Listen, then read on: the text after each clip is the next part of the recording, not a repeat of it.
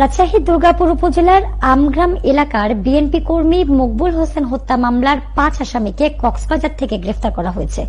RAB ৫-এর রাজশাহীর একটি দল রবিবার ভোররাতে কক্সবাজারের সুগন্ধা লাইট হাউস পাড়া এলাকায় অভিযান চালিয়ে তাদের গ্রেফতার করে। গ্রেফতারকৃতরা হলেন দুর্গাপুর উপজেলার তরিপতপুর গ্রামের মোহাম্মদ আলামিন, শহীদুল ইসলাম, শাহাবুর, রিপন এবং মেহেদী হাসান ওরফে বাটুল। রবিবার দুপুরে র‍্যাব ৫-এর এক সংবাদ বিজ্ঞপ্তিতে এ তথ্য জানানো হয়েছে। এর আগে গত ১৪ এপ্রিল আমগ্রামে বিএনপির দুই গ্রুপের সংঘর্ষে প্রাণ হারান মকবুল হোসেন। সেদিন পরক্রিয়া সম্পর্কের জেরে বিয়ের দাবিতে ওই এলাকার এক বাড়িতে গিয়ে অনশন শুরু করেছিলেন এক নারী। তখন ওই নারীর পক্ষে বিপক্ষে সংঘর্ষে জড়ায় বিএনপির দুই গ্রুপ। র‍্যাবের সংবাদ বিজ্ঞপ্তিতে বলা হয়েছে, মকবুলের মৃত্যুর পর দুর্গাপুর থানায় হত্যা মামলা করেন তার স্ত্রী।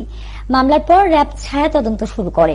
আসামিদের গ্রেফতারে র‍্যাবের গোয়েন্দা নজরদারিও চলছিল। অবশেষে ৫ আসামিকে কক্সবাজার থেকে গ্রেফতার করা হয়েছে। আসামিদের রাজশাহী এনে দুর্গাপুর থানায় হস্তান্তর করা হয়েছে। পলাতক অন্য আসামিদের গ্রেফতারেও র‍্যাবের গোয়েন্দা তৎপরতা অব্যাহত